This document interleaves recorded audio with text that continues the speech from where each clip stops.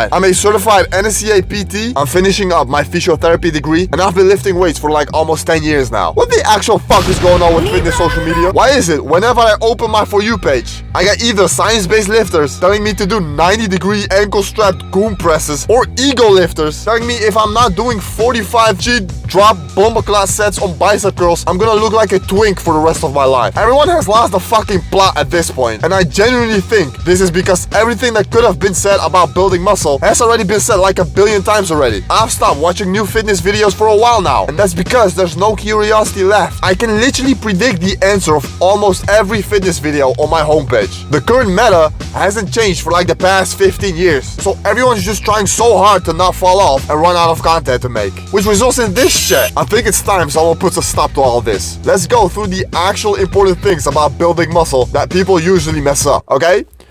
Here we go. Number 1, stop bulking and cutting. Do a recomp. Bulking and cutting are like two of the most popular fitness concepts of all time. Just ask anyone at your gym, and I'm betting my grandma they're doing one or the other. But here's the funny thing, almost no one should be actually doing them. To actually benefit from a bulk, you need to start lean, which most of you aren't. Because if you don't, you're gonna end up with a lot of fat and the cut will be horrendous. And cutting, unless you're trying to get under 10% body fat for like a competition or some shit, which is also none of you, you might as well be doing a body recomposition. The fuck is a body recomposition? It's basically losing fat and gaining muscle at the same time. Fat loss and hypertrophy are controlled by two different systems in your body. They don't interfere with each other, so both can happen at the same time. Now, it was always thought this was only possible to do if you're a completely new lifter, very obese, or you've just been lacking in the gym for a while and are starting to pick things back up. But this information is outdated, and the current evidence points that even more experienced lifters can still achieve body recomposition. Basically, unless you're already on low body fat or are like a very advanced lifter who probably needs more advanced techniques to gain more muscle, there's literally no reason not to recomp.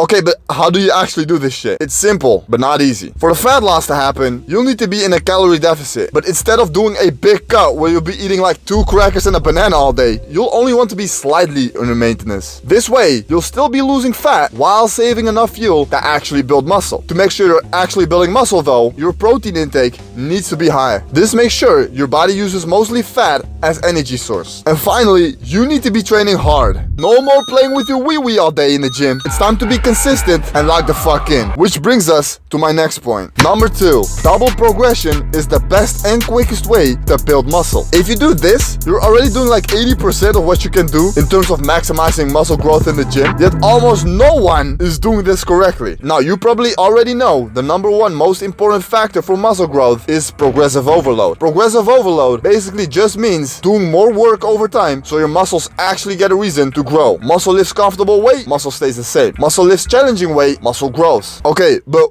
what does this actually look like? Well, for most people, they usually put on a weight on the bar they find semi-challenging, perform them for the most mediocre set of 12 the local gym has ever seen, do this for 2 months straight, and expect to magically feel stronger one day so they can finally increase the weight.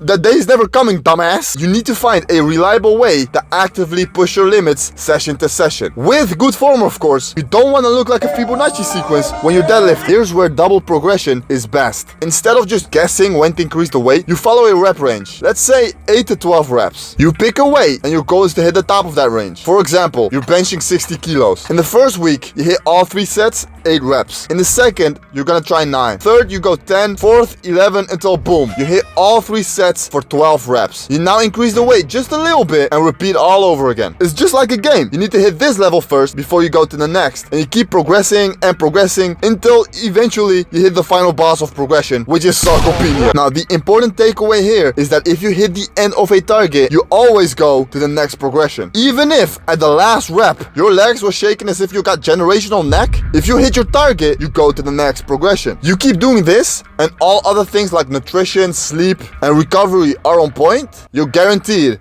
to make progress. Number 3, crunches are not gonna get you a six-pack. How the fuck are we in 2025 and we're still doing ab workout routine? If there's one thing that's a waste of time, is this shit. Now, I want to make it clear. My problem is not with ab training. You should actually train your abs to make them more visible. But that's not gonna happen with these dumbass 15-minute crunch workouts. First of all, you need to have a low enough body fat to even see your abs to begin with. You can train them hoes all day. If you're fat, your abs will not be visible. Second of all, I'm gonna assume here, you already know you can't spot reduce fat. So doing ultra high rep crunches is not gonna burn fat off your waist. So why are we still acting as if your abs are somehow the only unique muscle that needs to be trained completely different than literally any other muscle in your body? It's not. Train them how you would train any other muscle. Use a heavy load, somewhere between 8 to 12 reps, using a full range of motion and progressing the weights or reps week by week. That's it. Now stop doing them. Number 4, you want to make every workout as standardized as possible. The only way to know if you're actually making progress and making sure other factors are not at play is if these following 3 things are consistent: exercise order, exercise selected, and exercise execution. Keeping the same exercise order matters because at the start of your workout, you have the most energy, meaning you're gonna be stronger at lifts you do at the beginning of your shit than lifts you do later. If you keep switching the order around, it's hard to tell if you're actually getting stronger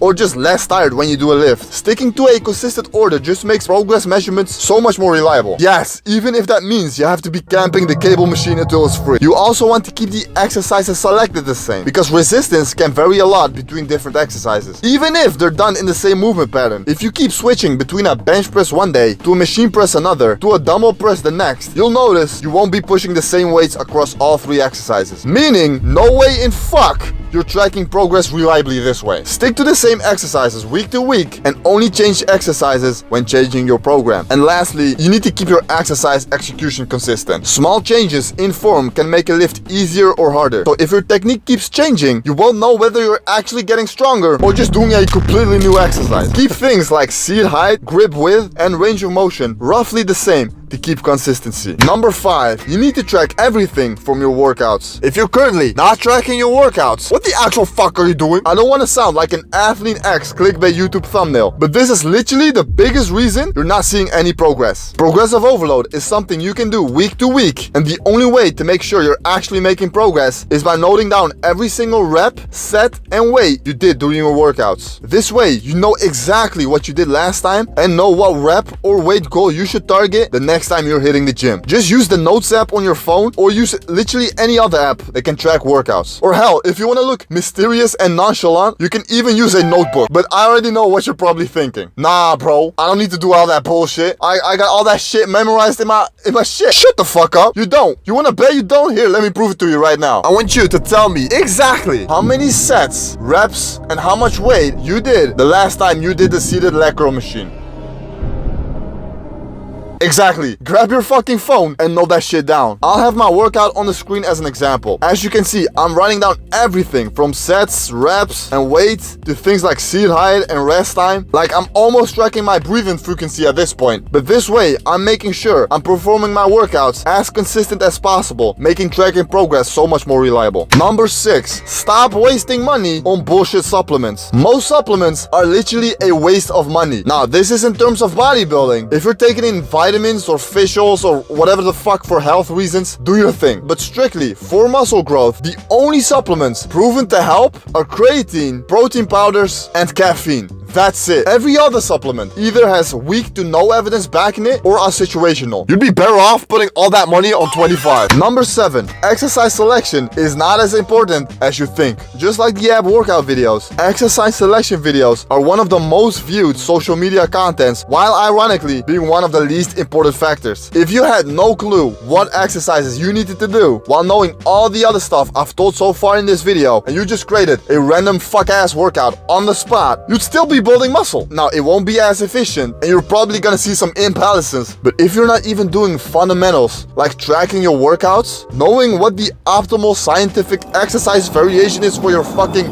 brachioradialis is the least of your worries. But there are a few important things you need to make sure of when following a program. The amount of days you want to work out. Choose a frequency that you can consistently follow. Going to the gym for 3 days a week is far more productive than saying you're going 6 and skipping half of it every other week. Choose a split that makes sure you're hitting each muscle group at least twice a week. Train between 10 to 20 sets per muscle group per week. And make sure there's enough recovery between workouts and implement a deload week every once in a while. Okay, that's everything. If you still have any questions left, just let me know. Hey, and if you disagree with anything I've said so far, I'm more than happy to discuss and argue down below why I'm still right. Okay? Bye bye!